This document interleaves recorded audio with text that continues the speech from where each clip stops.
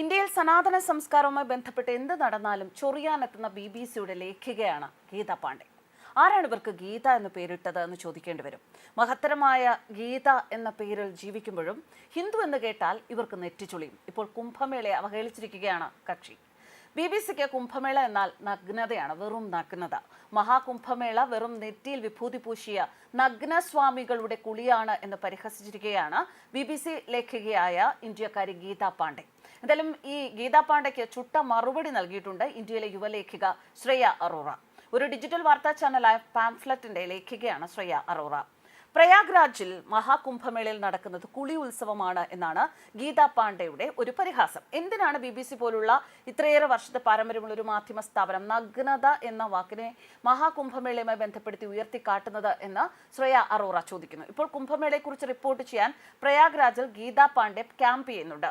Prayagraj traffic jam നിറഞ്ഞ നഗരമാണ് എന്നതാണ് ഗീത പാണ്ഡെയുടെ മറ്റൊരു കുറ്റപ്പെടുത്തൽ. 3.5 കോടി ഭക്തരാണ് മകരസംക്രാന്തി നാളിൽ ഗംഗ, യമുന, സരസ്വതി എന്നീ 3 നദികൾ ഒന്നിക്കുന്ന ത്രിവേണ സംഗമത്തിൽ സ്നാനം ചെയ്യാൻ എത്തുക. എന്താ ഗീത പാണ്ഡെക്ക് ഒരു സാധാരണ ഇന്ത്യൻ നഗരത്തിലെ ട്രാഫിക് എന്താണ് എന്ന് അറിഞ്ഞുകൂടെ? പിന്നെ 3.5 കോടി ജനങ്ങൾ തിങ്ങിക്കൂടുന്ന പ്രയാഗ്രാജിൽ ട്രാഫിക് ജാം ഉണ്ടാകില്ലേ എന്ന് യുവ ജേർണലിസ്റ്റ് ശ്രേയ അറോറ ചോദിക്കുന്നു. ഇത്രയധികം മനുഷ്യർ സംഗമിക്കുന്ന മഹാകുംഭമേളയിൽ ചെറിയൊരു ട്രാഫിക് പ്രശ്നം ഉണ്ടായാലും അത് സഹിച്ചുകൂടെ എന്നതാണ് ശ്രേയ അറോറയുടെ ചോദ്യം. പ്രയാഗ്രാജിലെ വായുവിന്റെ ഗുണനിലവാരത്തെക്കുറിച്ചും ഗീത പാണ്ഡെ വിമർശിക്കുന്നുണ്ട്. പ്രയാഗ്രാജിലെ വായുവിന്റെ അന്തരീക്ഷ ഗുണനിലവാര സൂചിക 127 ആണ് എന്നാണ് ഗീത പാണ്ഡെയുടെ വിമർശനം.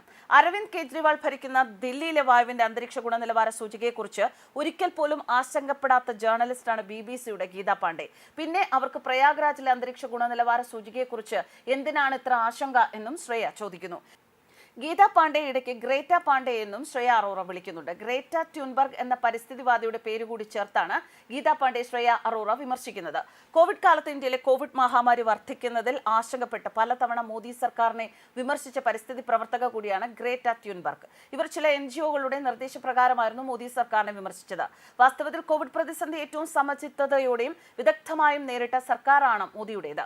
ശ്രീലങ്ക, ബംഗ്ലാദേശ്, പാകിസ്ഥാൻ എന്നീ ഏഷ്യൻ രാജ്യങ്ങൾ കോവിഡിന് ശേഷം തകർന്നപ്പോൾ ഇന്ത്യ മാത്രമാണ് പിടിച്ചു നിന്നത്. പ്രയാഗ്രാജിലെ മഹാകുംഭമേളയിൽ സംസ്കാരത്തിന്റെയും വിശ്വാസത്തിന്റെയും ഇത്ര വലിയ ഉത്സവം നടക്കുമ്പോൾ എന്തുകൊണ്ട് അതേക്കുറിച്ച് 2 നല്ല വാക്കുകൾ പറഞ്ഞുകൂടാ എന്നും ശ്രേയ ഗീത പാണ്ഡെയോട് ചോദിക്കുന്നു. എത്ര സമാധാനപരമാണ് ഇത്രയും കോടി പേർ സംഗമിക്കുന്ന സ്ഥലത്ത് കാര്യങ്ങൾ യോഗി സർക്കാർ ക്രമീകരിച്ചിരിക്കുന്നത് എന്ന് കാണുന്നില്ലേ എന്നും ശ്രേയ അറോറ ചോദിക്കുന്നുണ്ട്. മോദി വിരുദ്ധതയ്ക്ക് മാസ്റ്റർ ഡിഗ്രിക്ക് മേലെ എന്തെങ്കിലും ഉണ്ടെങ്കിൽ അത് നേടിയവരാണ് BBC-യും അതിലെ ജീവനക്കാരും എന്നത് നിസ്സംശയം പൊതുസമൂഹം മനസ്സിലാക്കിയിട്ടുള്ള ഒരു സംഗതിയാണ്. BJP-യുടെ തെരഞ്ഞെടുപ്പ് വാഗ്ദാനങ്ങളിൽ ഒന്നായിരുന്ന രാമക്ഷേത്രം യാഥാർത്ഥ്യമായപ്പോഴും അവർ അടങ്ങിയിരുന്നില്ല. അവർ എങ്ങനെ വെറുതെ ഇരിക്കും? BBC-ക്ക് അയോധ്യ ക്ഷേത്രം എന്ന് പറയുന്നത് ബാബറി മസ്ജിദ് തകർത്ത് പണിത അമ്പലമാണ്. അന്ന് ഭാരതത്തെ അപമാനിച്ച് BBC-യുടെ യോഗ്യത ലെമായെ, ഗീത പാണ്ഡെ ഇവരെല്ലാവരും രംഗത്ത് വന്നിരുന്നു. സനാതന സംസ്കാരവുമായി ബന്ധപ്പെട്ട് ഭാരതത്തിൽ നടക്കുന്നതെല്ലാം ഇവർക്ക് ഗുരുതരമായ കുറ്റങ്ങളാണ്. അയോധ്യ ക്ഷേത്രത്തിലെ പ്രാണപ്രതിഷ്ഠ ചെയ്ത നരേന്ദ്രമോദിയുടെ പ്രവൃത്തിയെ ബാബറി മസ്ജിദ് തകർത്ത് പണിത അമ്പലം ഉദ്ഘാടനം ചെയ്തു എന്നാണ് BBC വ്യാഖ്യാനിച്ചത്. നേരത്തെ ദ മോദി ക്വസ്റ്റ്യൻ എന്ന പേരിൽ മോദി ഇന്ത്യയിലെ മുസ്ലിങ്ങൾക്ക് വിരുദ്ധനായി പ്രവർത്തിക്കുന്ന നേതാവ് എന്ന രീതിയിൽ വിമർശനം ഉയർത്തുന്ന ഡോക്യുമെന്ററിയും BBC സംപ്രേഷണം ചെയ്ത് വിവാദമായിരുന്നു. പിന്നാലെ BBC ഇന്ത്യയിൽ നടത്തിയ നികുതി വെട്ടിപ്പിനെതിരെ ആദായ നികുതി വകുപ്പ് BBC-ക്കെതിരെ വലിയ പിഴയാണ് ഇട്ടിരുന്നത്. അതിനിടയിലാണ് മോദി വിമർശിക്കുന്നതിനുള്ള അവസരമായി അയോധ്യയിലെ പ്രാണപ്രതിഷ്ഠയെ BBC വീണ്ടും പൊക്കിയെടുത്തുകൊണ്ടുവന്നത്. ഇന്ത്യയിൽ നിന്നുള്ള 2 ജേർണലിസ്റ്റുകളായ ഗീത പാണ്ഡെയും യോഗ്യത ലിമായയും ചേർന്നാണ് അയോധ്യ പ്രാണപ്രതിഷ്ഠയെ പറ്റിയുള്ള റിപ്പോർട്ട് എഴുതിയത്. ഉത്തർപ്രദേശിലെ വൻ പിടിച്ചുപറിക്കാരനും ഗുണ്ടയുമായ അത്തിഖ് അഹമ്മദിനെ ഇന്ത്യയിലെ റോബിൻ ഹുഡായി ചിത്രീകരിച്ചതിന്റെ പേരിൽ വലിയ വിമർശനം നേരിട്ട ജേർണലിസ്റ്റാണ് ഗീത പാണ്ഡെ. പണക്കാരിൽ നിന്നും കൊള്ള അടിച്ച് പാവങ്ങൾക്ക് നൽകുന്ന നീതിമാനായ ഗുണ്ടയായാണ് അത്തിഖ് അഹമ്മദിനെ ഗീത പാണ്ഡെ എഴുതി വലുതാക്കിയത്. അത്തിഖ് അഹമ്മദിനെ 3 പേർ ചേർന്ന് വെടിവെച്ച് കൊലപ്പെടുത്തിയപ്പോഴും ഗീത പാണ്ഡെക്ക് മറുപടി ലഭിച്ചിട്ടില്ല. പൊതുവെ എല്ലാവർക്കും വലിയ ഭീഷണിയായി ഉയർന്നു വരികയായിരുന്നു അത്തിഖ് അഹമ്മദിന്റെ കള്ളക്കടത്ത് തട്ടിപ്പറി സംഘം.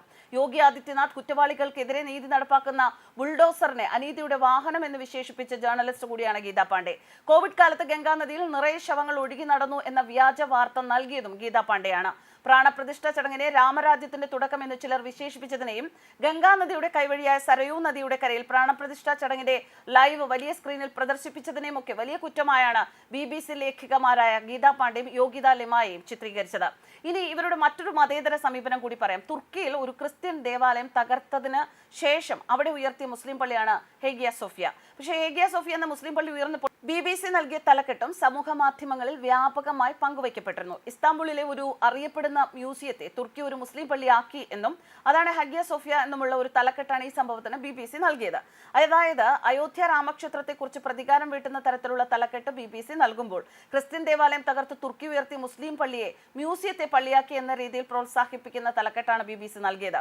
അതായത് മുസ്ലിം മതത്തോട് മൃദു സമീപനം BBC കൈക്കൊള്ളുമ്പോൾ ഹിന്ദു സമുദായത്തെ തകർക്കുന്ന തരത്തിലുള്ള തലക്കെട്ടുകൾ എന്തുകൊണ്ട് BBC നൽകുന്നു എന്ന ചോദ്യത്തിന് ഉത്തരം ഒന്നേ ഉള്ളൂ: നരേന്ദ്രമോദിയും ഹിന്ദുവും ഭാരതവും അവരുടെ കണ്ണിലെ കരടുകളാണ്. News desk കർമാനസ്.